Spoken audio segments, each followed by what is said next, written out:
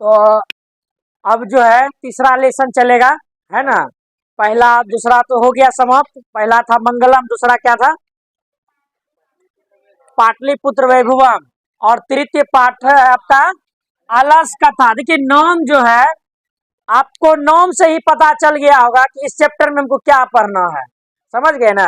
नीतीश जैसे आदमी के बारे में, जो ये नीतीश कुमार है ना अभी स्टूडेंट, तो इसके बारे में देखना, नीतीश के बारे में समझने की कहानी में पढ़ेंगे पूरा कथाओं में। कि देखिए अलस कथा मतलब हो गया आलसी, यानी कि यह जो कथा है, ध्यान से सुनिए, हल्ला नहीं कीजिए। यह जो कथा है एक आलसी व्यक्ति के ऊपर विद्यापति ने जो है लिखा है। समझ गए ना। एक आलसी आदमी किस प्रकार का व्यवहार करता है, तो इस कथा के माध्यम से हम लोग जानेंगे। तो सबसे पहले आपका शुरू में दिया गया है पाठ परिचय, कि इस पाठ में जो है इसके लेखक कौन है और इस पाठ में क्या पढ़ना है उसके बारे में दिया गया है। तो पाठ परिचय में कहता है कि यह जो पाठ है विद्यापति के द्वारा रचित है। किसके द्वारा?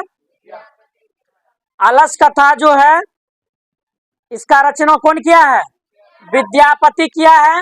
कहता है कि पुरुष परीक्षा में संकलित आलस कथा से लिया गया है। कौन कथा? आलस कथा से लिया गया है। पुरुष परीक्षा ग्रंथ में मानवों के विभिन्न गुणों के महत्व का वर्णन संस्कृत भाषा में कथा के रूप में कहा गया है या किया गया है। कथा के रूप में, संस्कृत भाषा में कथा के रूप में कहा गया है या किया गया है। देखिए, यानी कि आपके बुक में जो दिया गया है कथा कौन भाषा में है? संस्कृत भाषा में है।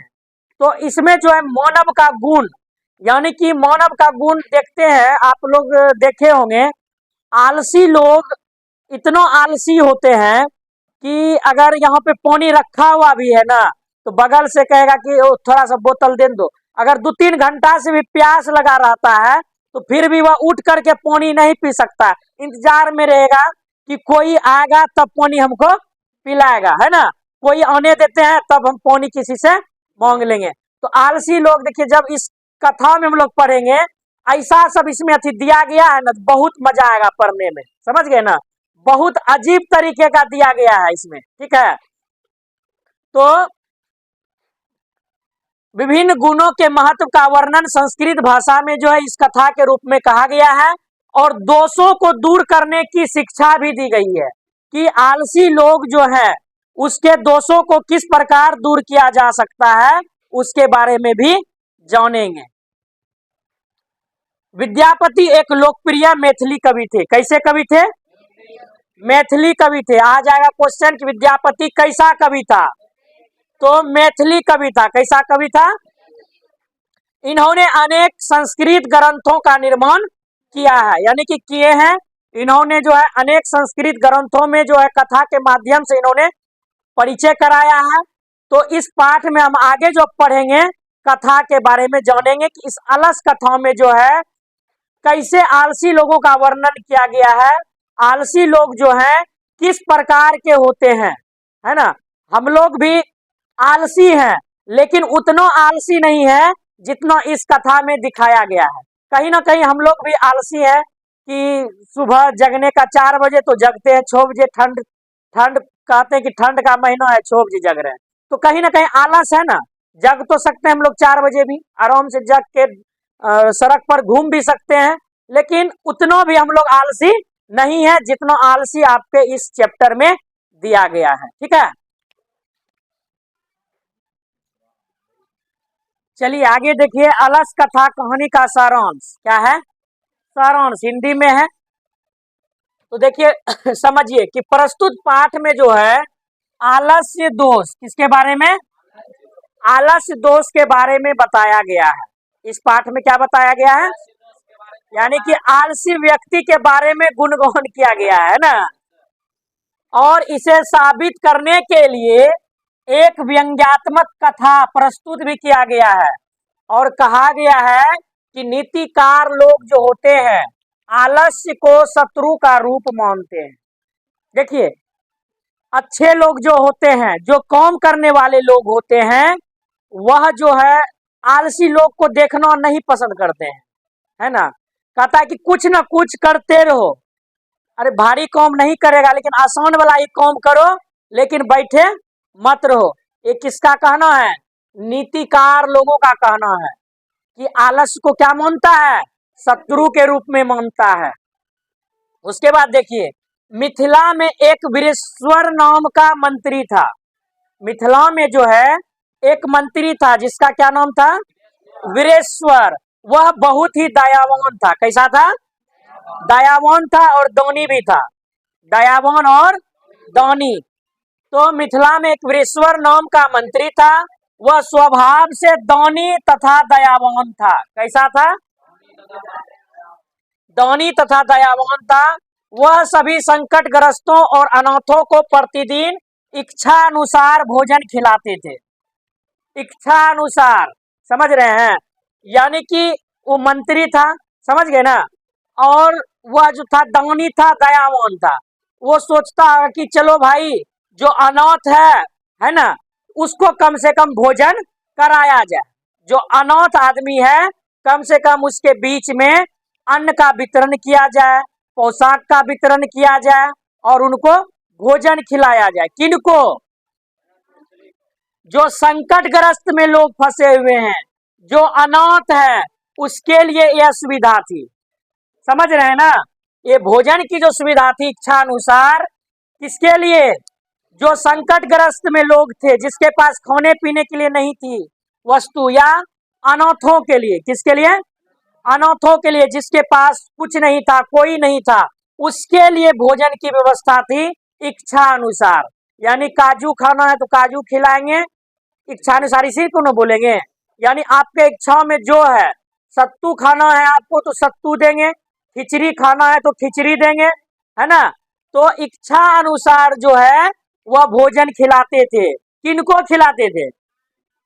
आलसी नहीं, संकटग्रस्त और अनाथ लोगों को। ठीक है। उसी बीच में वह आलसियों को भी अन्न और वस्त्र भी देते थे। और उसी बीच में क्या करता था? आलसियों को भी ममता लग जाता होगा, है ना।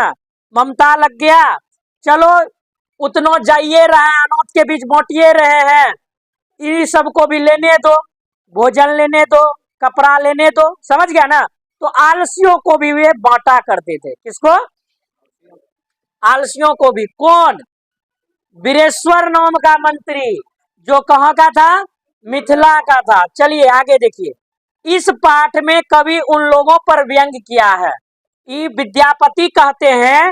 अब देखिए, विद्यापति जो है कवि, किसके बारे में बोल रहे हैं? कहता है जो बिना परिश्रम के जीवन जीने का प्रयास करते हैं। विद्यापति कवि जो है मिथिला के, वो कहते हैं कि जो बिना परिश्रम के, जो बिना परिश्रम के जीवन जीने का प्रयास करते हैं। हम जैसे एक एग्जाम्पल ले रहे हैं, हम लिख दिए हैं, ठीक है, आप लोग बैठे हुए हैं, कहिएगा कि हो थोड़ा सा लिख दो ना हमरा भी। नहीं, एक बात बोल रहे हैं, कहिएगा कि थोड़ा सा लिख दो ना। तो यानी कि आप लोग क्या कर रहे हैं? बिना परिश्रम का जीने का प्रयास कर रहे हैं। समझ में आ रहा है ना। थोड़ा सा लिख दो ना, बस उससे लिखवा रहे हो। जब तुम लिखने जानते हो खुद, तो तुम क्या हो? आलसी व्यक्ति में जा रहे हो, है कि नहीं? आलसी व्यक्ति में गिने जा रहे हो। तो कह रहा है कि विद्यापति कवि कहते हैं जो बिना परिश्रम के जीवन जीने का प्रयास करते हैं, जिसकी स्थिति खराब होती है, उसमें सबसे प्रथम आलसियों को बताया गया है। सबसे प्रथम कौन है? आलसी लोग हैं जिसकी स्थिति खराब होती है। आलसी लोग हैं जिसकी स्थिति क्या होगी? अगर हम काम ही नहीं करेंगे, अगर हम तुम लोग को पढ़ाएंगे ही नहीं, तो हमको पैसा कहाँ से आएगा? आएगा? बैठले बैठले तो आ नहीं सकता है। तो आलसी लोगों की स्थिति क्या होगी? धीरे धीरे और खराब ही होती चली जाएगी, क्योंकि वह कुछ करना ही नहीं चाहता है। समझ गया ना। उसके बाद देखिए, जठर ग्रंथि से जलते हुए आग भी कुछ नहीं करता। आलसी को भूख से पेट जल रहा है, उसके बाद भी आलसी लोग खाना बना ले, तो ये असंभव है। समझ रहे हैं ना। बहुत सारे बच्चे भागलपुर में रहते हैं, पटना में रहते हैं, अगर आपके भी दोस्त मित्र रहते होंगे, उनको पूछिएगा कि आप महीनों में कितनों दिन खाना बनाते हैं, सुनिए उसका जवाब आएगा। और रात में जो है ना सिंघाड़ा लाते हैं, वो खरीद के मुढ़ी मिला के खा जाते हैं, रोटी बेलने में आसकत लगता है, समझ गए ना। ये हम गलत नहीं बोल रहे हैं, जो लंबे समय से रह गया तो उनको आदत हो गया, जो नया गया है साल भर 2 साल तक तो वो यही काम करता है। रात में समझ लो खाना बना ले तो उस दिन तो समझ लो कि पूरा ये हो गया, खाना बनाता ही नहीं है, बहुत कम, अगर बनाएगा भी रोटी बहुत कम खाता है, चावल सोचेगा कि दे देते हैं कुकर में, या तो खिचड़ी बना के खा लेता है, समझ गए ना। तो ऐसे सब आलसी लोग होते हैं। क्या कर रहा है, उसके बाद भी आलसी लोग खाना बना ले तो यह असंभव की बात है, इतना बात जान रहा है, आलसी लोग जान रहा है, हमको इतना इतना बेइज्जती कर रहा है समाज, इतना बेइज्जती कर रहा है, उसके आगे सब चीज रखा हुआ है कि तुम बना के खा लो, फिर भी वह नहीं खाता है, यह भी उसके लिए असंभव काम है। सारा सामान भी दे दो फिर भी कहेगा ओ सब चीज लाइए दिया, तुम ही बना दो आज भर, है ना, बना दो बस, सिर्फ खाने में जो है प्लेट आगे में दे दो तब खाएगा। ऐसे सब आलसी लोग होते हैं, ठीक है। उसके बाद कहता है तब आलसी लोगों के लाभ सुनकर वहां तोंद बढ़ाने वाले जमा हो गए। देखिए ये विद्यापति जो कहते हैं, ये सारा चीज आलसी लोगों के बारे में कहते हैं। और क्या कह रहे थे, बृहस्पति नाम का जो एक मंत्री था, उन्होंने वस्त्र और भोजन जो अनाथों के लिए बांटता था, दान देता था, खिलाता था, उसमें आलसी लोग भी शामिल रहता था, ठीक है। उसके बाद क्या कहते हैं, आलसी तो शामिल होता ही है, लेकिन तोंद बढ़ाने वाले भी जमा हो जाते हैं। तोंद मतलब समझ जाइए, मोटा हट्ठा कट्ठा आदमी है, मोटा मोटा आदमी, बड़का बड़का पेट है, कहीं चल रहा है, नहीं आया, निमंत्रण नहीं आया है, बगल में शादी है, पता चल गया, भनक लग गया उसको कौन में कि आज गिद्धों में जो है सपनों के यहाँ किसी का शादी है, गया टोन लिया पकड़ करके, समझ गया ना, बस चले गया। बृहस्पति नाम का जो मंत्री जब अथी लगाता था, क्या कहते हैं, या भोज का आयोजन या गरीबों के लिए जो खानों का व्यवस्था करता था, उसमें क्या करता था, हट्टा कट्टा आदमी जिसके पास पैसा भी है, समझ गया, लेकिन काम करना नहीं चाहता है, वो भी जाकर के उस भोज में शामिल हो जाता था। चलो आज वही टोन लेंगे, विकास के यहाँ मुंडन है, दही चूड़ा दिन में चलेगा, रात में भात दाल तरकारी चलेगा, ठीक है। तो ऐसे सब आलसी लोग होते हैं कि नहीं होते हैं। अभी भी बहुत सारे हम देखते हैं, गांव घर में भी बहुत सारे ऐसे लोग हैं जिनको कार्ड नहीं मिलता है, फिर भी वह खोने के लिए पहुंच जाते हैं। चलो भाई कोई गरीब है, हम कार्ड नहीं दिए, गरीब को खिला दिए अलग बात है, अनाथ लोग आ गया उसको कोई नहीं बोलेगा, लेकिन जिसके पास सब कुछ है वो भी खोने के लिए आ जाता है, तो वो कैसा आलसी लोग है, क्या समझने वाली बात है। तो वो भी देखिए ये वही कह रहा है कि लाभ सुन करके जो है वो भी लोग जमा हो जाते हैं, तोंद बढ़ाने वाले यानी पैसे वाले भी लोग क्या हो जाते हैं, जमा हो जाते हैं कि आज यहाँ फ्री का भोजन बट रहा है, चलो कैंप में लग जाओ, फ्री का भोजन खा लो, है ना, उसके बाद थोड़ा बहुत ले लेना भी है सुबह खाने के लिए, ऐसा भी बहुत सारे लोग काम करते हैं। तो ऐसे आलसी लोग जो है ऐसे होते हैं, देख रहे हैं ना। अभी तो आगे और कहानी जब जाएगा तो देखिएगा आदमी कैसा कैसा दर्शन होगा इस कहानी में। चलिए आगे देखिए, जिसमें सभी लोग सुख सुविधा से जीवन का यापन करना चाहते हैं बिना मेहनत किए। देखिए कह रहा है कि ऐसा लोग है जो कि एक तो मेहनत भी नहीं करना चाहते हैं, मेहनत कुछ नहीं करना चाहते हैं, लेकिन वह जिंदगी कैसा खोजता है, हमको ऐशो आराम का जिंदगी मिल जाए, अच्छा जीवन मिल जाए, है ना, अच्छे यानी कि सुख की जिंदगी जीना चाहते हैं। क्या वैसे लोग जिंदगी सुख का जी सकेंगे, नहीं जी सकेंगे। तो बिना मेहनत किए कह रहा है कि अपने जातियों के सुख को देखकर कौन जंतु नहीं दौड़ता। अब देखिए इसमें कितना अच्छा बात बोला है कि अपने जातियों को देखकर कौन जंतु नहीं दौड़ता। कह रहा है कि आलसी लोग जा रहा है खोने के लिए, अनोथ जा रहा है, चलो उसके साथ में हम भी चले जाते हैं, हम भी निभ गए। समझ गए ना, इस कथन का वही अर्थ है कि अपने जाति को सुख को देखकर कौन जंतु नहीं दौड़ता है। कहता है कि जब वो सब सुखी है, जाकर के खा रहा है, सब सुख में है, चलो हम भी सुखमय जीवन जी ले इन्हीं लोग के साथ में। तो ऐसे सब आलसी लोग हैं जो कि अपने से खाना तक नहीं बना सकते हैं, अपने से उठ करके पानी नहीं पी सकते हैं। समझ गए ना, अगर नोक पर भी मक्खी है तो बोलेगा कि थोड़ा हटका दो। ऐसे आलसी लोग हैं, सही बोल रहे हैं, वो अपना हाथ हिलाना नहीं चाहते हैं और नोक पे मक्खी, अरे बाबू थोड़ा सा हिला देना। देखिए ऐसे आलसी लोग जो है इस धरती पर रह करके क्या करेंगे बताओ। जो कहेगा कि नोक पे मक्खी बैठा हुआ है थोड़ा सा हटा दो, तो वैसे आलसी लोगों के बारे में इस कहानी में पढ़ेंगे हम। वैसे भी आलसी लोगों के बारे में पढ़ेंगे जो ऐसा काम करता है। समझ गए ना। एक बार कहानी तुम लोग सुना होगा, नोक पे यानी एक बंदर रखा था एगो सेठ, समझ गए ना, पंखा झेलने के लिए गर्मी में। मक्खी क्या करता था, बार बार उस पर बैठ जाता था तो उस पर क्या किया, सोचा कि लास्ट में पत्थरे मार देते हैं, तो नोक जो है थवा कर दिया। समझ गए ना। तो आलसी लोग जो है इस प्रकार होते हैं। तो समझ जाइए, सबसे पहले याद रखना है कि अलस कथा जो है यह किसके द्वारा रचित है, विद्यापति के द्वारा रचित है, जो मिथिला के कवि हैं। कहाँ के कवि हैं, मिथिला के कवि हैं। जिस कहानी में जो है आलस्य दोष के बारे में बताया गया है और इसे साबित करने के लिए इसमें एक व्यंग्यात्मक कथा प्रस्तुत किया गया है और नीतिकार लोग जो है आलस्य को शत्रु के रूप में मानते हैं। क्वेश्चन आ जाएगा, आलस्य को जो है शत्रु का रूप कौन मानते हैं, तो नीतिकार लोग मानते हैं। ठीक है।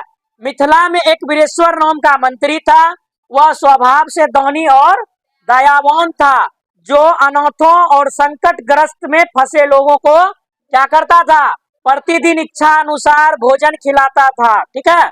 उसी बीच में वह आलसियों को अन्न और वस्त्र भी देता था। इस पाठ में कवि जो है उन लोगों पर व्यंग किया है जो बिना परिश्रम के जीवन जीने का प्रयास करते हैं। बताए ना, यानी कि सोचता है हमको कुछ नहीं करे, पैकेट में बिना किए हुए पैसा आ जाए, क्या आना संभव है। तो वैसे आलसी लोगों का जिक्र इस कहानी में किया गया है। कहता है जिसकी स्थिति खराब होती है उसमें सबसे प्रथम आलसियों को बताया गया है। जो काम नहीं करेगा सबसे स्थिति उसी का खराब होगा, तो वैसे लोगों को क्या कहेंगे, आलसी लोग कहेंगे। ठीक है। उसके बाद कहता है कि ग्रंथि से जलते हुए आग भी कुछ नहीं करता, आलसी को भूख से पेट जल रहा है उसके बाद भी आलसी लोग खाना बना ले, यह भी असंभव की बात है। सब कुछ रहे, कितनों भूख लग जाए, लेकिन फिर भी वह इंतजार करेगा कि कोई आकर के हमको कुछ दे दे या कोई खाएगा थोड़ा सा मांग लेंगे। तो आलसी लोग का कह रहा है कि कितनों भी पेट में जलन हो जाए फिर भी वह खाना बनाना नहीं चाहता है। तब आलसी लोगों का लाभ सुनकर वहां तोंद बढ़ाने वाले भी जमा हो गए। समझ गए ना। तो जिसमें सभी लोग सुख सुविधा से जीवन का यापन करना चाहते हैं, बिना मेहनत किए अपने जातियों के सुख को देखकर कौन जंतु नहीं दौड़ता है। ठीक है। इसमें इतना चीज और है, कल एक दिन और चलेगा तब समाप्त होगा। ठीक है। तो कल जो है फिर इसमें पढ़ाएंगे।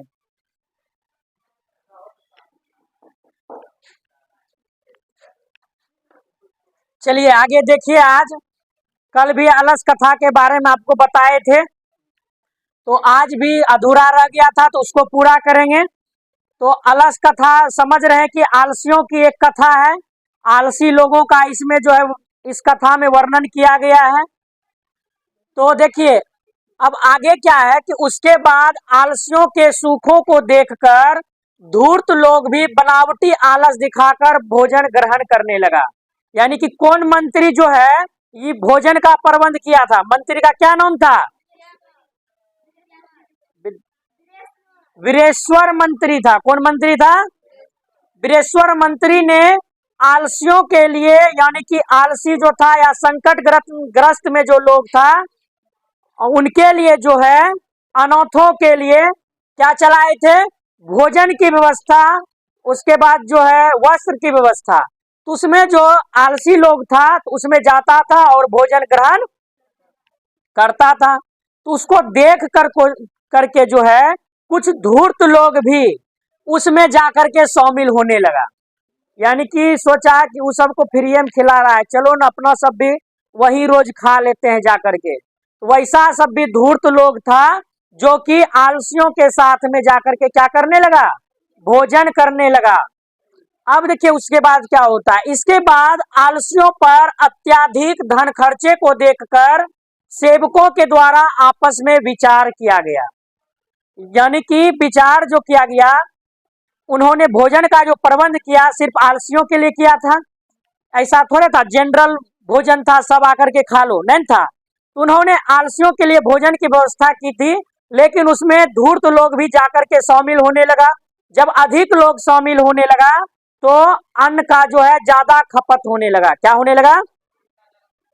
अन्न का जब ज्यादा खपत होने लगा तो उस पे जो है मंत्री ने एक विचार किया, आखिर इतना डेली डेली इतना ज्यादा धन खर्च होगा तो एक दिन हमारा भी धन समाप्त हो जाएगा। हम जो है सिर्फ किसके लिए चलाएं यह अभियान? उन आलसियों के लिए चलाए हैं, अनाथों के लिए चलाए हैं, जो संकट ग्रस्त में लोग हैं उनके लिए भोजन की व्यवस्था चलाए हैं, न कि उन धूर्त लोगों के लिए चला रहे हैं जो इसमें आकर के भोजन ग्रहण कर लेता है। ठीक है, तो अत्यधिक धन खर्च होने लगा तो सेवकों के द्वारा जो है आपस में विचार किया गया। जो बुद्धि से अक्षम है उनके लिए दयापूर्वक मालिक सामान दिलवाते हैं। कहता है कि जिसको कम बुद्धि है, बुद्धि नहीं है, कमाने के लिए नहीं जानता है, उनके लिए जो है दयापूर्वक मालिक सामान दिलवाते हैं, उसके लिए श्रद्धा है, उसको सामान देते हैं। ठीक है, लेकिन धोखा करके भी कुछ आलसी लाभ ग्रहण कर रहे हैं। लेकिन कुछ लोग जो है नाटक करके, आलसी बन करके, गरीब बन करके उस भोज में शामिल होते हैं और उस अन्न को ग्रहण करते हैं। तो यह हम लोगों की लापरवाही है। मंत्री बोलते हैं, सेवक बोलते हैं, यह हम लोगों की क्या है? लापरवाही है। तब ना एक्स्ट्रा आदमी आकर के भोजन कर लेता है। तब उन्होंने सोचा कि आलसी व्यक्तियों की परीक्षा ली जाए। तब जो है मंत्री ने सोचा आलसी व्यक्तियों की क्या की जाए? एक परीक्षा ली जाए कि आखिर ओरिजिनल में आलसी व्यक्ति है कौन। समझ गया ना? आलसी व्यक्ति है कौन? तो ऐसा विचार कर आलसियों के निवास घर में सेवक ने आग लगा दिया। यानी जिस घर में आलसी लोग सोते थे उस घर में सेवक ने, मंत्री ने आग लगा दिया। बोला कि जो आलसी नहीं होगा वो तो भाग जाएगा, है ना, और जो आलसी होगा तो देखेंगे इसमें कितना आदमी टिकता है। एक घर में जिसमें आलसी लोग सोता था उसी में आग लगा दिया उस घर में। तब घर में लगे आग को देखकर सभी धूर्त वहां से भाग गए। जितना धूर्त लोग उसमें शामिल हुआ था सभी लोग क्या किए? भाग गए उस आग को देखकर। इसके बाद कुछ आलसी भी भाग गए। इसके बाद जो है कुछ आलसियों में भी फुर्ती आ गई, अरे आग लग गया भागो, नहीं तो कहीं का नहीं रहेंगे हम लोग। तो उसमें से कुछ आलसियों भी भाग गया। सिर्फ 4 व्यक्ति सोए हुए आपस में वार्तालाप करने लगे। यानी कि आदमी तो बहुत था, आलसियों में आदमी का तो बहुत था, धूर्त लोग भी शामिल था, लेकिन सभी लोग आग को देखकर भाग गया। मात्र कितना आलसी बचा? 4। जो ओरिजिनल आलसी था 4 व्यक्ति ही उस झोपड़ी में बचा, उस निवास स्थल में बचा। तो चारों व्यक्ति आपस में बात करने लगे। तो पहला आलसी जो है कपड़ा से मुंह ढका हुआ है, चद्दर तौने हुआ है, समझ गए ना, पूरा मुंह तक चद्दर तौने हुआ है, चद्दर भी नहीं हटा पा रहा, ऐसा आलसी है, आग लगा हुआ है घर में। देखिए पहला आलसी कपड़ा से मुंह ढका हुआ बोला, यह कोलाहल कैसा है? कोलाहल मतलब हल्ला, आग लगता है हल्ला गुल्ला होता है ना, उससे कुछ लोग भागने भी लगा। तो लेकिन एक आलसी बोलता है, पहला आलसी, चद्दर ढक ले। कहता ये हल्ला किस चीज का हो रहा है? बताओ, जिस घर में आग लग गया उस घर से लोग भाग गए, फिर भी वह चद्दर तोड़ करके सोया हुआ है। उसको इतना हिम्मत नहीं है कि हम अपने चद्दर को मुंह पर से हटा करके देखें कि आखिर हुआ क्या है। इतना आलसी है, समझ लो कितना आलसी है। ठीक है, तो इसमें जो है पहला आलसी कपड़ा से मुंह ढका हुआ है और बोला यह कोलाहल कैसा है। पूछ देगा क्वेश्चन में, यह कोलाहल कैसा है, किसने बोला? तो पहला आलसी ने बोला है। कोलाहल मतलब होता है हल्ला गुल्ला, बातचीत। कोलाहल मतलब क्या होता है? ध्यान दीजिए, बोर्ड पे समझिए, आगे क्वेश्चन आएगा फिर। तब देखिए दूसरे आलसी ने कहा कि लगता है घर में आग लग गई। देखिए कितना अच्छा है, लगता है घर में आग लग गई। सुतले हैं चारों, कहता है घर में, ई नहीं है कि हमारे ऊपर आग गिरेगा तो हम इसमें खाक हो जाएंगे, ये भी पता नहीं है उसको। आलसी देखो कितना आलसी है, वो बोलता है लगता है कि घर में आग लग गई है। अब देखिए तीसरा आलसी ने कहा कि कोई भी यहाँ ऐसा धार्मिक व्यक्ति नहीं है जो भीगा हुआ वस्त्र हमारे शरीर पर डाल दे। तीसरा आलसी कह रहा है ऐसा सो कि इस गांव में कोई ऐसा लोग नहीं है धर्म के प्रति कि ये चारों मर जाएगा आग से, इस पे कोई वस्त्र डाल देते हैं भिगा करके, ताकि आग भी गिरेगा तो फर्क नहीं पड़ेगा। देखिए सोच, देखिए तीसरा आलसी क्या सोच रहा है कि इस गांव में धार्मिक लोग नहीं है कि हमारे शरीर पर एक भिंगा हुआ वस्त्र डाल दे। समझ रहे हैं ना? पॉइंट याद रखिए। दूसरे आलसी ने क्या कहा कि घर में आग लग गई। पहले आलसी ने कहा कोलाहल कैसा है। तीसरे आलसी ने कहा कि कोई धार्मिक व्यक्ति नहीं है जो गीला कपड़ा हमारे ऊपर ओढ़ा दे, ढक दे, हमारे शरीर पर डाल दे। अब देखिए चौथा आलसी कहता है अरे बचाल, क्या कहता है? तुम लोग कितना बोलते हो, चुपचाप सो जाओ।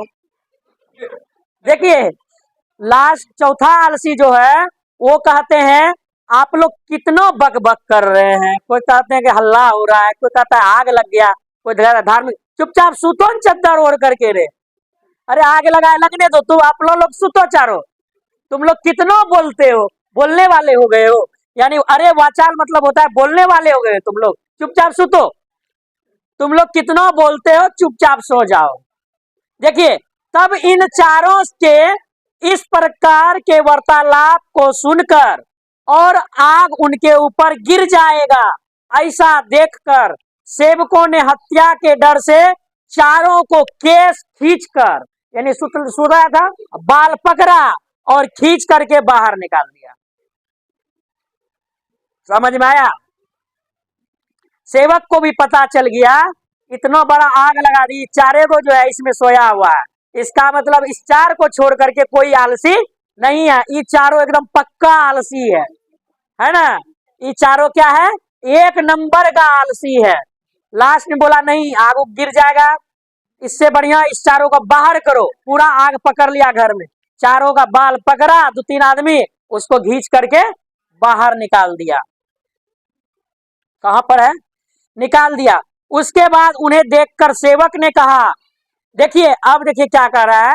सेवक के मन में आ रहा है, मंत्री के मन में, कि स्त्रियों का गति या रक्षक पति होता है ना? स्त्रियों का रक्षक कौन होता है? पति होता है। उसी प्रकार से बच्चों का रक्षक माँ होती है। बच्चों का रक्षा करने वाला कौन होता है? माँ होती है। लेकिन आलसियों का रक्षक दयावान पुरुष के अलावा संसार में और कोई नहीं होता है। सेवक सही बात बोल रहे हैं। क्या बोल रहे हैं? जिस प्रकार बच्चे को रक्षा करने वाला माँ होती है, क्या होती है? माँ होती है, उसी प्रकार जो है किसका? आलसियों का रक्षा करने वाला एक कैसा पुरुष होगा? वो दयावान पुरुष ही हो सकता है जो आलसियों की रक्षा कर सकता है। आप देखे होंगे कभी कभी बाजार मार्केट में भीख मांगने के लिए आ जाता है, 2 पैर 2 हाथ आंख रहते हुए, उसको 1 रुपया आदमी देना नहीं चाहता है। 1 रुपया वो सीधा बोल देता है तुम्हारे पास 2 पैर है, हाथ है, आंख है, तो तुम कमा नहीं सकते हो, भीख क्यों मांगते हो? है ना। लेकिन फिर भी वह इस बात को सुन करके फिर भी वह वही कौम करता है। कितनों तो ऐसा भिखारी है जो दिन भर पैसा वसूलता है, दिन भर उस पैसे से गुटखा खाता है, मीट मछली होटल में जाकर के खाता है और रात में दारू भी पीता है। ऐसा भिखारी भी मेरे गांव में है। एक मेरे गांव में भिखारी है, विकलांग है, समझ गए ना, मेरे गांव से थोड़ा हट करके है, विकलांग है। वो आता है, पूरा मुंह में देखेगा 12 घंटा पुड़िया रहता है उसका, एकदम 12 घंटा पुड़िया खाता है। दिन भर पैसा वसूला, शाम में गया होटल में खाया और रात में जो है दारू पिया, घर में सोता है। समझिए कैसा सब लोग है दुनिया में। विकलांग है, ये 1.5 पैर है उसको, लेकिन फिर भी भीख मांगता है, लेकिन काम गलत करता है, कर रहा है ना। उसको लोग पैसा क्या करेगा दे करके, ये बताओ। दारू पीने के लिए उसको पैसा देगा? नहीं देगा। तो ऐसे लोगों से भी दूर रहना है, वैसे लोगों को समझाइए, आप ऐसा काम मत कीजिए। अगर आपके पास भगवान ने 1.5 पैर दिया है, आप पैसा ले रहे हैं तो आप अच्छा चीज में यूज कीजिए, न कि पान पुड़िया मदिरा का सेवन मत कीजिए, समझ गए ना। धूम्रपान का सेवन मत कीजिए, एक अच्छे कार्य में लगाइए। तो 1 रुपया के जगह आपको 10 रुपया भी आदमी दे सकता है। दे सकता है कि नहीं दे सकता है? दे सकता है ना, 10 रुपया भी दे सकता है। वो अगर अच्छा काम करे, उसको बेसी पैसा हो रहा है, अच्छा चीज में लगा दे, लोग देख लेगा कि नहीं ये भिखारी है लेकिन अच्छा काम कर लेता है, तो उसको 10 टका 20 टका 50 टका लोग दे देगा, दान कर देगा ना। लेकिन 1 रुपया आदमी दान के लिए भी सोचता है। क्यों? क्योंकि दान लेकर के भी वह गलत काम के लिए जाता है, समझ गए ना। तो क्या बताए, स्त्रियों का गति या पति कौन होता? पति होता है। स्त्रियों का गति या रक्षक पति होता है। बच्चों का रक्षक माँ होता है। उसी प्रकार आलसियों का रक्षक एक दयावान पुरुष होता है, ठीक है। इसके अलावा संसार में कोई नहीं होता है। उसके बाद चारों आलसियों को पहले से भी अधिक वस्तु मंत्री ने दिलवाया और सभी को विदा किया। मंत्री जो होगा वो कहीं ना कहीं राजा के पास रहता होगा, तब न मंत्री था। तो वह राजा से जो है और सारा वस्तु दिलवा दिया चारों आलसियों को और उसको विदा कर दिया। तो पॉइंट में याद रखना है, आलस कथाओं में आपको जहां जहां पॉइंट आया जो इंपोर्टेंट है, सबसे पहले मंत्री का तो याद नाम नहीं भूलिएगा, और आलस कथा जो जिसने लिखा है उसको नहीं भूलिएगा, विद्यापति को, ठीक है। उसके बाद जो है इसमें 4 व्यक्ति है। पहला जैसे बोला कि यह कोलाहल कैसा है, दूसरा वो क्या बोला, लगता है घर में आग लग गई। तीसरा बोला कोई ऐसा धार्मिक व्यक्ति नहीं है जो भीगा हुआ वस्त्र हमारे शरीर पर आकर के ढक दे। और चौथा आलसी कहा कितना बोलते हो, चुपचाप रहो और सुतो, है ना। एक तो तुम्हें बोलने वाला हो गया है, चुपचाप सो जाओ। इतना सुन करके जो है मंत्री जो है, सेवक जो है वहां पहुंचा, चारों का बाल पकड़ा, केस खींच करके चारों को बाहर किया और चारों को जो है अच्छा दान दे करके, वस्त्र अन्न दे करके उसको विदा किया। देखें किस तरह परीक्षा हुआ आलसी लोगों का, समझ में आ गया। अब भंडारा में तो 2000 खाता होगा, लेकिन आदमी 4 गुण टिका रे। ओरिजिनल कितना टिका? 4 गो। तो इसको आपको 1-2 बार घर में जाकर के पढ़ना, याद करने वाला चीज नहीं है, इसको पढ़ना है। सिर्फ जान गए इसमें क्या क्या है, इसके अनुसार से तब क्वेश्चन बनेगा। हिंदी में जब लिखाएंगे तुम आंसर अपने देगा किसका क्या होगा, ठीक है। तो आज सारांश यहीं पर समाप्त हुआ, ठीक।